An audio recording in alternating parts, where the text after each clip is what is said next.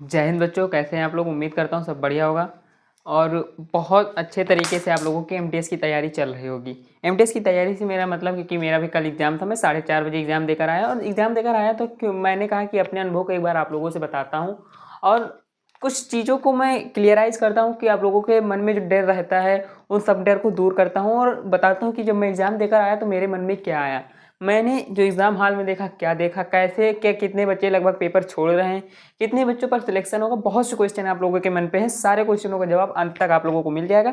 तो वीडियो को अंत तक जरूर देखिएगा। लेकिन वीडियो में आगे बढ़ने से पहले रिक्वेस्ट है, अगर आप लोग हमारे चैनल को अभी तक नहीं सब्सक्राइब किए तो सब्सक्राइब कर लीजिए, क्योंकि जो टॉपिक्स जो चीज़ें आप लोगों को अच्छी लगेंगी वही मैं बताता हूँ। मेरे चैनल पे आप लोगों को जॉब रिलेटेड सारी वीडियोज़ मिलती हैं, कंपटीशन एग्जाम के एनालिसिस भी मिलते हैं और अभी कंपटीशन एग्जाम की तैयारी नहीं मिलती, वो भी कुछ दिन में स्टार्ट हो जाएगी। तो उससे आप लोग घबराइएगा नहीं, चैनल सब्सक्राइब कर लीजिए। सबसे पहले आप लोगों को बिना देरी किए हुए मैं समझाता हूँ जो मैंने देखा।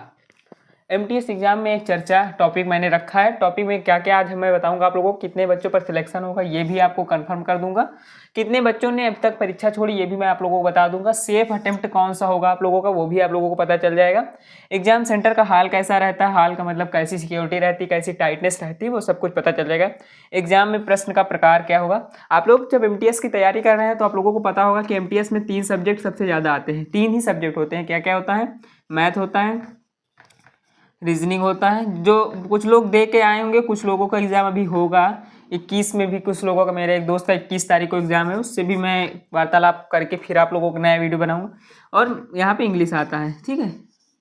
मैथ और रीजनिंग यहाँ पे जानते हैं क्वालिफाइड होता है। रीजनिंग ये इन सब्जेक्टों से कोई मतलब नहीं, सबसे मेन रोल इंग्लिश का और जीएस का होता है। आप लोगों को पता है इनसे सिर्फ क्वालिफाइंग नंबर आते हैं, तो 12 नंबर का आता है, वो आप लोग तैयारी कर रहे हैं तो सब कुछ पता है, उसके बारे में मुझे बताना नहीं है। तो ये तो मैंने ऐसे बता दिया। अब बात करते हैं कितने बच्चों पर होगा सिलेक्शन। आप लोगों को पता होगा लगभग 57 लाख फॉर्म भरे गए थे, जो कि आप लोगों को पता है। लेकिन अगर मैं बात करूँ आपसे कि 57 लाख में 35 लाख फर्जी हैं, तो क्या आप मानेंगे? जी हाँ। मैंने जब एग्ज़ाम सेंटर में प्रवेश किया था तो मैंने देखा कि मेरी सीट के, जैसे मेरी ये सीट है, इधर एक बच्चे के बाद 3 बच्चे नहीं हैं और इधर भी एक बच्चे के बाद लगभग 4 से 5 बच्चे नहीं हैं।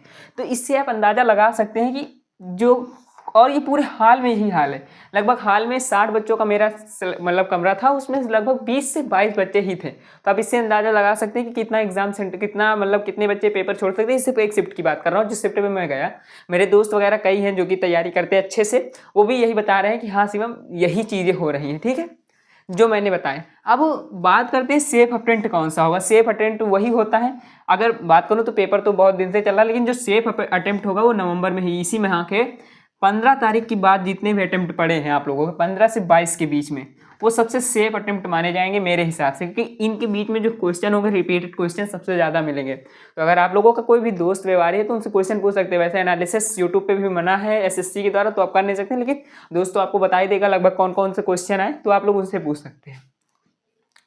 जो एग्ज़ाम सेंटर का हाल अगर मैं बताऊं तो एग्ज़ाम सेंटर का हाल जो है टफ है। टफ का मतलब है काफ़ी ज़्यादा सिक्योरिटी आप लोगों को देखने को मिलेगी, चेकिंग वगैरह अच्छे से हो रही है, कोई भी रियायत नहीं बरती जा रही है और स्कैनिंग वगैरह अच्छी हो रही है। आप लोगों को जो हल करने के लिए वाइट पेपर मिलेगा वो भी जमा करा लिया जाएगा, वो तो हर पेपर में होता, तो आप लोगों को पता है, तो उससे कोई मतलब नहीं, वो जमा करा लिया जाएगा। सॉल्यूशन के लिए टाइम मैनेजमेंट अगर आप लोगों ने कर लिया तो सिलेक्शन हो जाएगा, आप ये मान लीजिए। यहाँ पे आता है एग्जाम में प्रश्न का प्रकार। देखो इंग्लिश आप लोगों को जो मिलेगी, मैं गारंटी के साथ कह सकता हूँ इंग्लिश आपको इजी मिलेगी, मेरी भी इंग्लिश इजी आई थी। मैथ और रीजनिंग इजी आएगी, ठीक है, इस ये भी इजी। लेकिन जो जीएस होगा वो थोड़ा सा टफ मिलेगा आप लोगों को, जीएस में थोड़ा सा टफनेस, मिडिल हिस्ट्री ज़्यादा देखने को मिलेगी, करंट अफेयर ज़्यादा देखने को मिलेगा। करंट अफेयर हो गया और स्टैटिक जीके से ज़्यादा क्वेश्चन आ गए। फिजिक्स केमिस्ट्री से 1 या 2 क्वेश्चन ही मिलेंगे, ज़्यादा क्वेश्चन नहीं मिलेंगे, तो आप उन पर ज़्यादा ध्यान मत दीजिए। मिडिल हिस्ट्री अच्छे से तैयार करिए मेरे हिसाब से, अगर मेरी माने तो। मैं किसी भी प्रकार का कोई ये नहीं कहता हूँ कि आप यही तैयार करें, लेकिन जो मेरे एग्जाम में आए मैं वो बता रहा हूँ आप लोगों को। मिडिल हिस्ट्री बहुत अच्छे से याद करिएगा, तो वो ज़्यादातर आती है, ठीक है। तो ये क्वेश्चन थे जो मैंने आपको बता दिया। अब बात करते हैं कि क्या जरूरी है कि जितने अटेम्प्ट हुए हैं सब में टफ पेपर आए? नहीं, ऐसा नहीं है। कुछ अटेम्प्ट में टफ पेपर आए, कुछ में सॉल्व हो सकता है आप जिस अटेम्प्ट में जाएं, हो सकता है आप 21 तारीख को अटेम्प्ट में जाएं, तो उसमें से भी हो सकता है कि टफ आ जाए, हो सकता है अगर जो आप पढ़े होंगे टफ होगा, नहीं पढ़े होंगे तो टफ नहीं होगा, वो तो आप लोग जानते हैं। और जो भी क्वेश्चंस अगर आप मेरे हिसाब से कुछ छूट रहा है, आप लोगों को कुछ पूछना है तो कमेंट बॉक्स में पूछ सकते हैं।